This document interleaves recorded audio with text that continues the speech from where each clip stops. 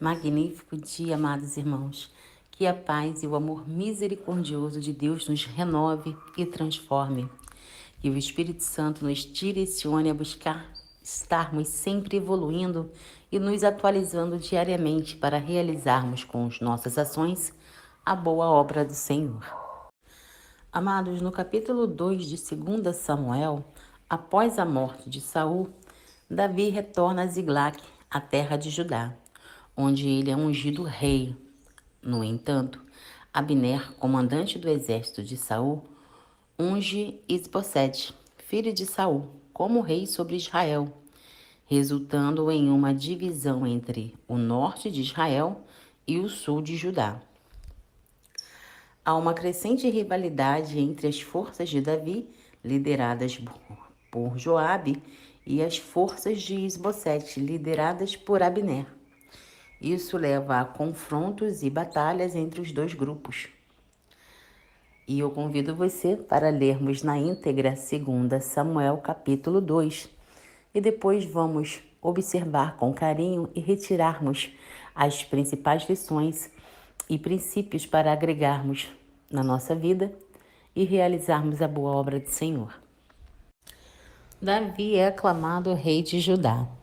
E sucedeu depois disso que Davi consultou ao Senhor, dizendo: Subirei a alguma das cidades de Judá? E disse-lhe o Senhor: Sobe.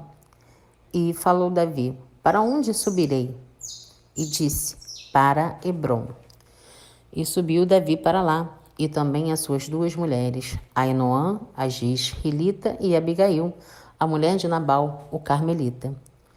Fez também Davi subir os homens que estavam com ele, cada um com sua família, e habitaram nas cidades de Hebrom. Então vieram os homens de Judá e ungiram ali a Davi, rei sobre a casa de Judá, e deram avisos a Davi, dizendo: Os homens de Jabes de Gileade foram os que sepultaram a Saul. Então enviou Davi mensageiros aos homens de Jabes de Gileade para dizer-lhes: Bendito sejais, vós do Senhor, que fizeste tal beneficência ao vosso senhor, a Saul, e o sepultastes. Agora, pois, o Senhor use convosco de beneficência e fidelidade, e também eu vos farei este bem, porquanto fizeste isso.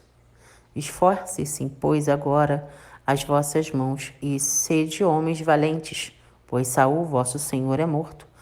Mas também os da casa de Judá já me ungiram a mim por seu rei. Isbosete torna-se rei de Israel. Porém Abner, filho de Ner, capitão do exército de Saul, tomou a Isbosete, filho de Saul, e o fez passar por Manaim, e o constituiu rei sobre Gileade, e sobre os Assuritas, e sobre Israel, e sobre Efraim, e sobre Benjamim, e sobre todo Israel. Da idade de 40 anos era Isbosete, filho de Saul, quando começou a reinar sobre Israel, e reinou 2 anos, mas os da casa de Judá seguiam a Davi. E foi o número de dias que Davi reinou em Hebrom, sobre a casa de Judá, 7 anos e 6 meses. Davi vence Isbosete. Então saiu Abner, filho de Ner, com os servos de Isbosete, filho de Saul, de Manaim a Gibeon. Saíram também Joabe, filho de Jeruía, e os servos de Davi, e se encontraram uns com os outros perto do tanque de Gibeon, e pararam este deste lado do tanque e os outros do outro lado do tanque. E disse Abner a Joabe: Deixa levantar os moços e joguem diante de nós. E disse Joabe: Levantem-se. Então se levantaram e passaram em número de 12 de Benjamim, da parte de Isbosete, filho de Saul, e os 12 servos de Davi. E cada um lançou mão da cabeça do outro, cravou-lhe a espada no lado e caíram juntos. Por isso se chamou aquele lugar Eucate Azurim, que está junto a Gibeon. E seguiu-se naquele dia uma crua peleja, porém Abner e os homens de Israel foram feridos diante dos servos de Davi. E estavam ali os 3 filhos de Jeruía, Joabe, Abissai e Azael. E Azael era ligeiro de pés, como as gazelas do campo. E Azael perguntou a Abner, e não se desviou de trás de Abner, nem para a direita, nem para a esquerda. E Abner, olhando para trás, perguntou, és tu, Azael? E ele falou, eu sou. Então lhe disse Abner, desvia-te para a direita ou para a esquerda, e lança a mão de um dos teus moços, e toma os seus despojos. Porém, Azael não quis desviar-se de detrás dele. Então Abner tornou a dizer a Azael, desvia-te de trás de mim, porque hei de eu ferir-te e dar contigo em terra. E como levantaria eu o meu rosto diante de Joabe teu irmão? Porém, não querendo ele se desviar, Abner o feriu com a ponta interior da lança pela quinta costela, e a lança lhe saiu por detrás e caiu ali, e morreu naquele mesmo lugar. E sucedeu que todos os que chegavam ao lugar onde Azael caiu e morreu paravam. Porém, Joabe e Abissai perseguiram a Abner, e pôs-se o sol, chegando eles ao outeiro de Amá, que está diante de Gia, junto ao caminho do deserto de Gibeão. E os filhos de Benjamim se ajuntaram detrás de Abner, e fizeram um batalhão, e puseram-se no cume de um outeiro. Então Abner gritou a Joabe e disse, consumirá a espada para sempre? Não sabes tu que por fim haverá amargura? E até quando não há de dizer ao povo que deixes de perseguir a seus irmãos? E disse Joabe, vive Deus, que se não tivesses falado, só pela manhã o povo teria cessado, cada um de perseguir a seu irmão. Então Joabe tocou a trombeta, e todo o povo parou, e não perseguiram mais a Israel, e tampouco pelejaram mais. E caminharam Abner e seus homens toda aquela noite pela planície, e passando o Jordão, caminharam por todo o Bitron, e chegaram a Manaim.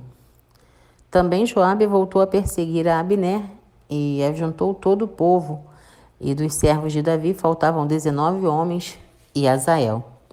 Porém, os servos de Davi feriram dentre os de Benjamim e dentre os homens de Abner a 360 homens que ali ficaram mortos. E levantaram a Azael e sepultaram-no na sepultura de seu pai, que estava em Belém. E Joabe e seus homens caminharam toda aquela noite, e amanheceu-lhes o dia em Hebrom. Oremos, irmãos. Pai amado, graça te damos, pois tu és bom e sempre nos ouve. Senhor, gratidão por mais esse dia. Gratidão pela oportunidade de sermos renovados pela tua misericórdia. Pai, obrigada por esta palavra.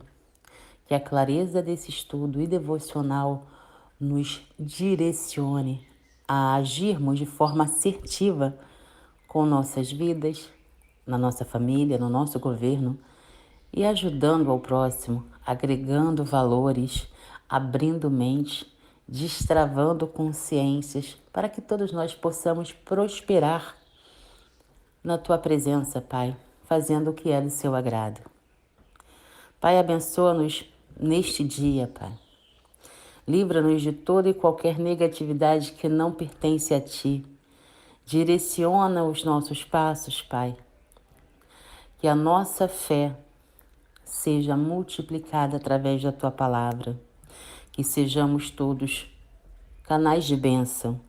Que nossas palavras sejam profecias autorrealizadoras da Tua vontade, Senhor. Que as nossas vidas sejam em prol do reino, fazendo o nosso melhor, hoje, amanhã, até o dia da tua volta, Senhor. Eu peço e agradeço, em nome de Jesus. Amém. Eu sempre digo para vocês que a cada capítulo que nós estudamos, por mais que eu já tenha lido a Bíblia algumas vezes durante a minha vida, Deus sempre me revela algo novo, né? Nós sempre absorvemos, aprendemos algo novo, algo que talvez a gente tenha lido antes, mas não tinha importância naquela época e hoje faz todo sentido. Essa é a importância de estar sempre se abastecendo na palavra do Senhor, porque o que não vimos ontem era para nós não vermos mesmo. Deus tem esse poder de mostrar para nós o que Ele quer que a gente veja, o que Ele quer que nós aprendamos e aplicamos na nossa vida. Então vamos às principais lições e princípios deste capítulo.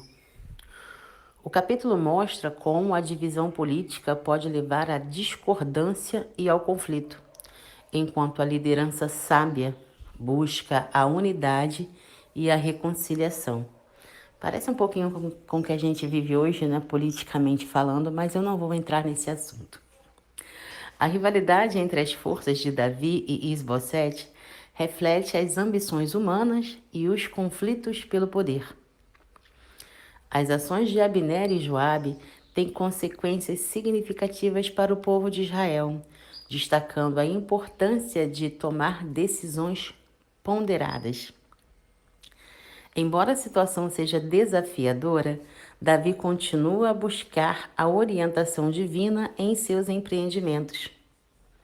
O capítulo ilustra os desafios políticos e intriga que muitas vezes acompanham o governo e a liderança.